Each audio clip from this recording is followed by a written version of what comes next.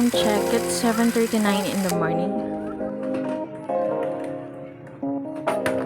So magbubukas muna ako ng aming tindahan. This is our sari-sari store.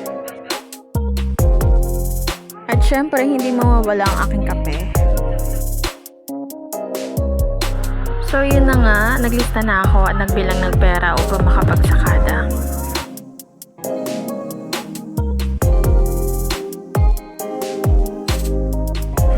At nung dumating ay agad ko naman itong inayos. Ito nga yung madalas kong ginagawa maliban sa paglilinis sa loob or sa labas ng bahay.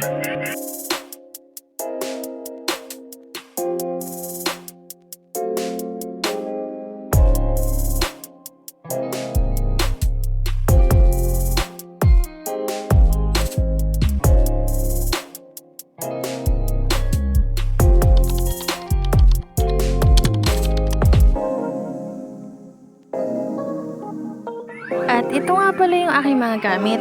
Ito ang aking bag. Dito makikita yung mga notebooks ko.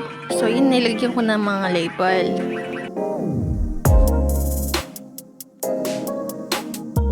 So yun, mag-review muna tayo. Baka kasi may rest station. Char!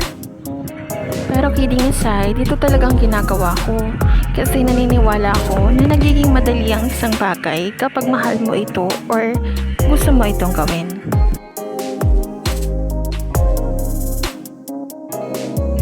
Kaya, todo review sa ate.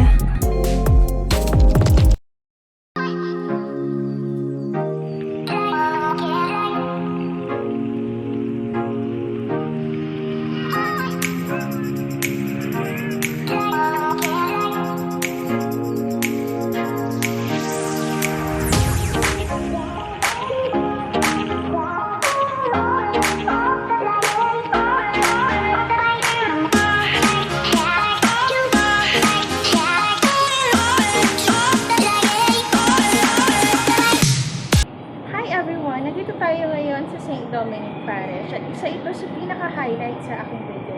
So bakit nga ba ako nagpupunta dito? Pero bago yan, tara samahan niyo ako maglibot.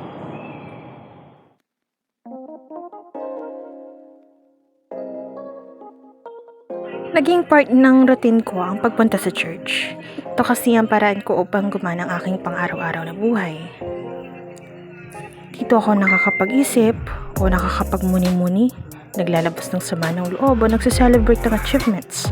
Dito din ako nanghihingi ng lakas upang harapin ang bukas.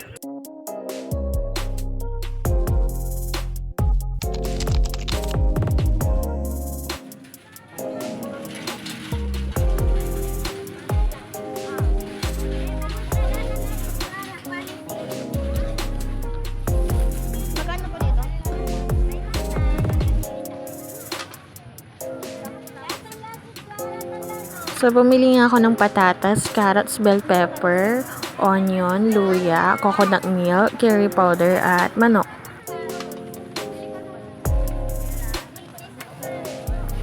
So, bumili lang ako ng sakto talaga sa budget ko.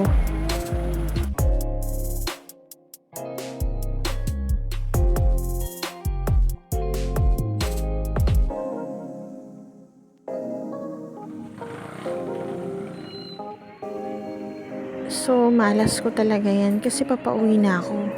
Pero may nakalimutan ako. Yan na nga guys, bumalik ako sa bayan kasi naiwan ko tong manok.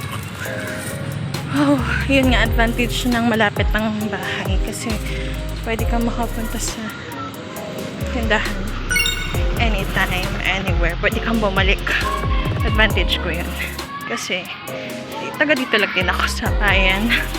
So, yun nga. Napagod ako kasi akala ko mag-close na sila. Eh, hapon na ngayon. Tingnan nyo, naka-open na yung street light namin. Ito yan, sa Bugaling Posadas. Ito na nga yung mga binili ko.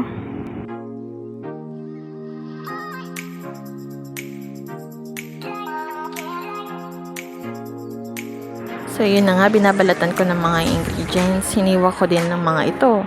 Gaya ng patatas, carrots, pati na rin ang bell pepper.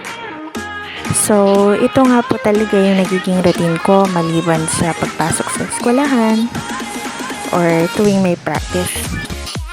Kasi paano ba naman? Ginalingan ng lola nyo, nakapasok sa Binhi Performing Arts. So, kinakarit ko talaga ang pagkanta.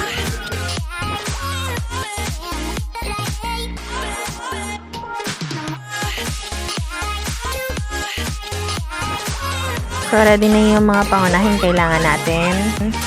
Painitin muna natin ng kawali at kung mainit na ay pwede na tayo maglagay ng mantika. Kasunod nito ang bawang, sibuyas at luya.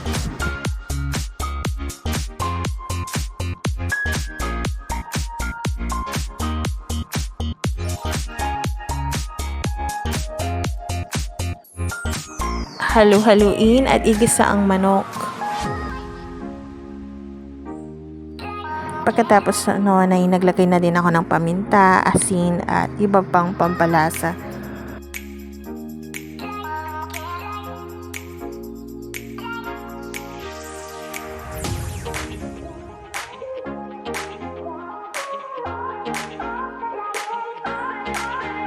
So, dapat talaga nagisang mabuti yung manok. Pagkatapos noon, naglagay na din ako ng curry powder at tubig. Sinabay ko na din yung patatas at carrots. Pagkatapos ay tatakpan at papalambutin. So, sinigurado ko muna na malambot na yung manok at yung patatas at carrots bago ako naglagay ng coconut milk. Kinuli ko talaga yun kasi umaapaw yung coconut milk. Sinabay ko na din po pala yung bell pepper. So, pagkatapos nun, tinikman ko, okay naman yung lasa. Kaya, so, nagsundok na nga ako ng kanin para makakain na kami. So, eto na nga yun. Tapos na ako nagluto at kumakain na kami.